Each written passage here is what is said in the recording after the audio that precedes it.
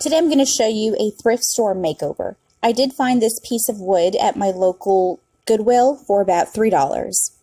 Using paints I already had, I mixed in gray and beige together, making a preferred color that I liked. I took my paintbrush and I simply just mixed and mixed until I found a desired consistency. I also did add in some water to make it a little bit more watery and to make the paint stretch.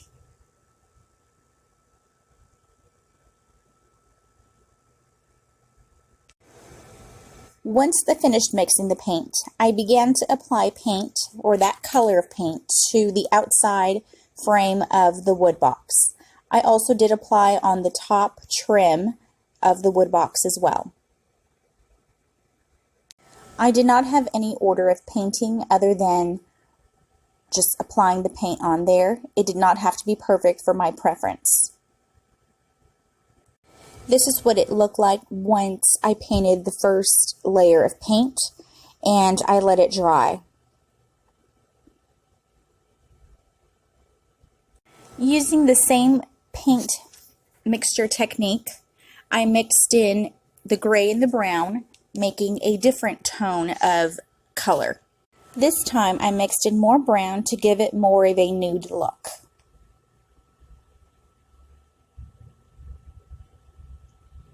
I had no particular technique of painting other than making sure not to get it on the trim that I initially painted.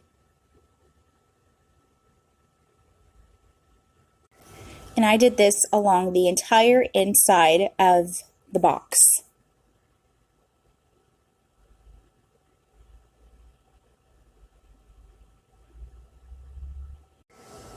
Once I am done painting, I set it aside, let it dry, and proceed to cut thumbtacks that I purchased at the Dollar Tree for $1.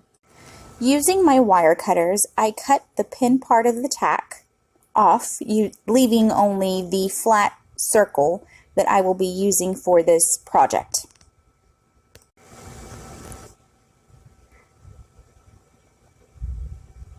I then put the tack part onto a piece of tape to make sure that the tack does not fall on the floor and get stepped on. I cut about 50 of these. Once my tacks are cut and my wood is dry, I proceeded to glue the tacks onto the wood. I glued the edges first and worked my way around the wood box. I am going for a studded look.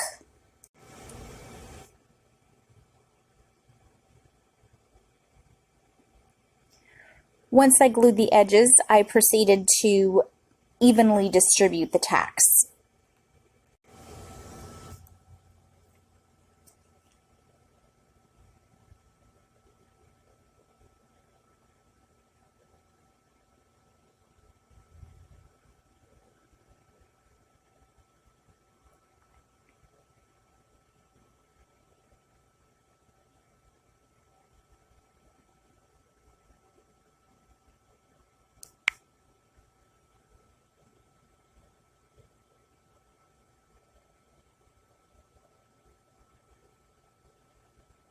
Once it was all complete, I decided I did not like the pieces of wood on this side, so I opted to take them off, and I did so by just wiggling the wood off of the nails.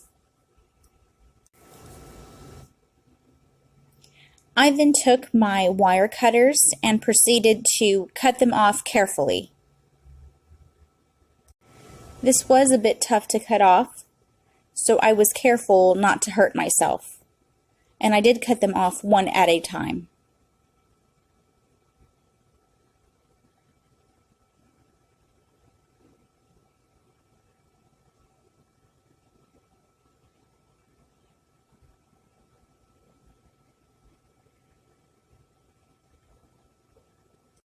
I then went back in with the paint that I used before, the same paint that I used, and I painted the section that needed to be painted, where the nails were.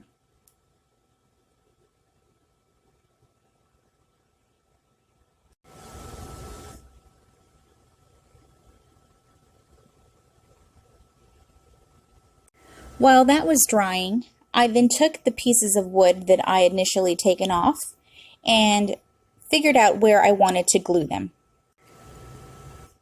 I took my hot glue, I put some on the wood, on both sides of the wood, and I just glued them on. I was generous with the glue, and I also put pressure on there to make sure that they do stick and do not fall.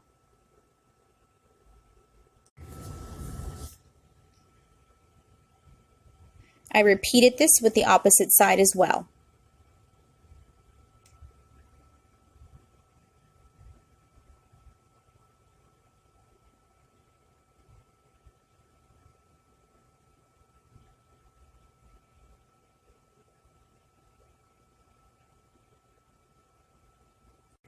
Once I was done gluing, I was ready to add hooks to the box.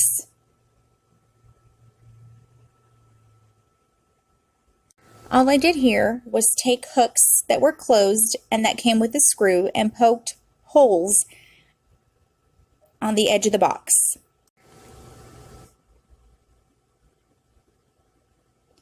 I opted to do this on a corner and not the center of the edge.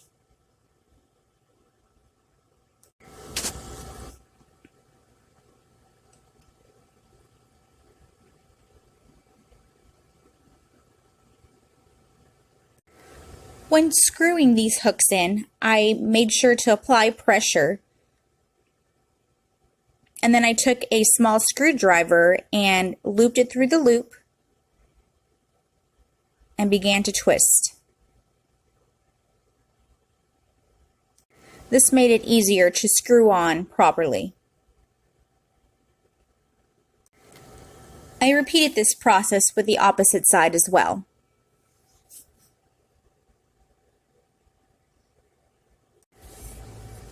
I then took a piece of crafting cord at my desired length and looped it through the hook.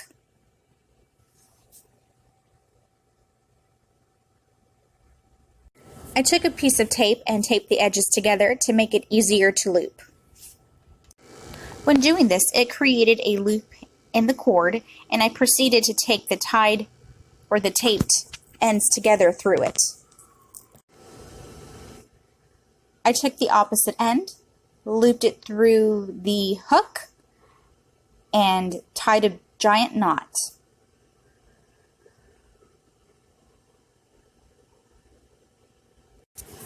By giant, I mean I tied it 3 times.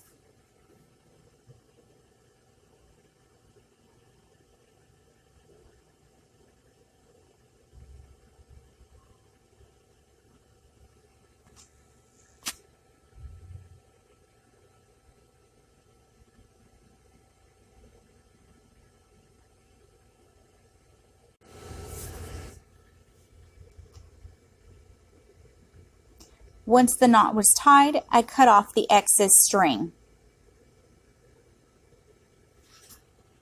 And this is the final look.